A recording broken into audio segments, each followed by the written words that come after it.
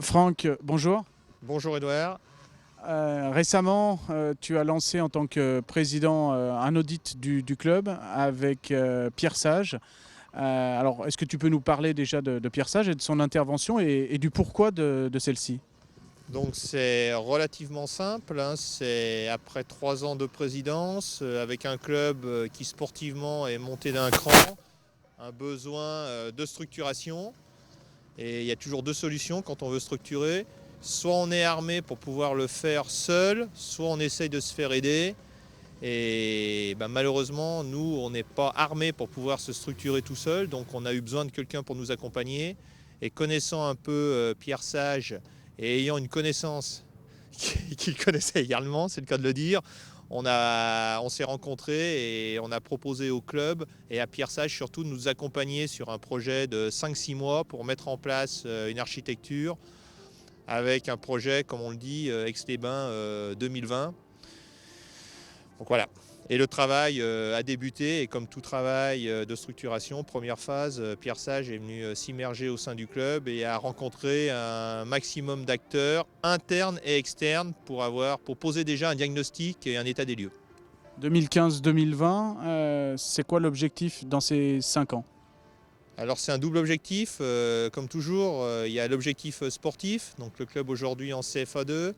Donc c'est déjà à l'asseoir en CFA2, mais il ne faut pas se voiler la face. L'objectif c'est de pouvoir être monté encore d'un cran d'ici 5 ans.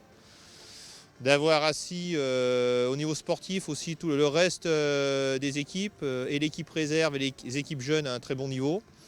Et puis de vraiment avoir structuré le club, puisque c'est un club qui a grandi peut-être vite à travers son équipe 1 senior qui a franchi les échelons depuis le district jusqu'au championnat de France. Et la structuration n'a peut-être pas suivi. Et aujourd'hui, il faut vite réduire l'écart entre la structuration administrative et le volet sportif pour éviter d'imploser en vol. Objectif CFA en 2020, pour ceux qui pourraient dire c'est un petit peu trop haut, c'est trop ambitieux, qu'est-ce que tu réponds?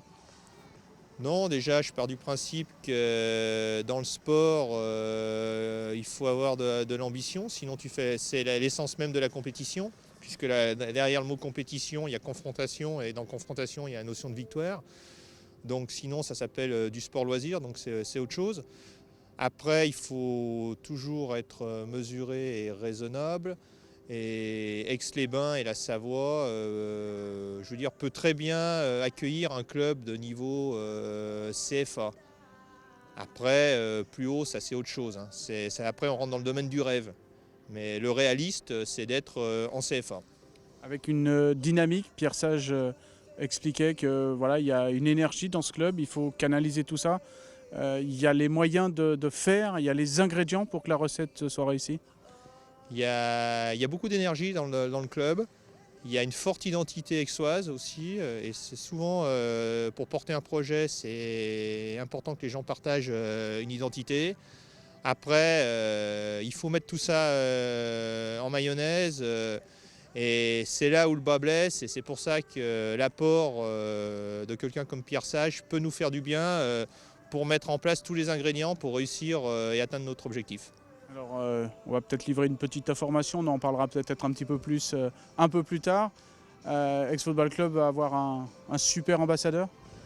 Ouais, avec ce football club, ben, il a commencé par récupérer un petit ambassadeur avec Édouard Jay, et on a qui est originaire d'Aix et qui est un enfant du club. Et on a un deuxième enfant du club qui a fait la une de l'actualité ces dernières semaines, hein, à nouveau, c'est Hervé Renard, et qui veut s'impliquer auprès de son club formateur. Et si logiquement, Hervé deviendrait l'ambassadeur du club, mais pas un ambassadeur juste image, c'est un ambassadeur qui veut s'impliquer auprès de nous pour nous aider à grandir. Et c'est quand même une belle idée et c'est une belle dynamique qui peut aussi faire naître, même à distance. Oui, et puis il a une image qui colle très bien à l'image du club parce que Hervé n'a pas eu un parcours des plus faciles depuis son départ d'Aix à 14 ou 15 ans, puisque centre de formation, pas retenu pour passer pro, 3e, 4e division, début de parcours d'entraîneur, arrêt de son parcours, reprise, gravi les échelons un par un. Des premiers succès, pas reconnus à leur juste valeur, je pense en France. Il est revenu l'année dernière en France. Je pense qu'il a eu un parcours avec Sochaux qui n'a pas été encore une fois reconnu. Et aujourd'hui, une deuxième réussite. Et voilà. Donc si on pouvait avoir le même parcours que lui. Il amène non seulement sa chemise blanche, mais aussi son dynamisme qui colle très bien au dynamisme du club que tu veux donner. Ouais, tout à fait. Qu'il amène vraiment. Et puis je crois, c'est peut-être ce qu'il a fait réussir. Il a quelques valeurs qui sont les valeurs du club d'Aix, c'est-à-dire de jamais rien lâcher.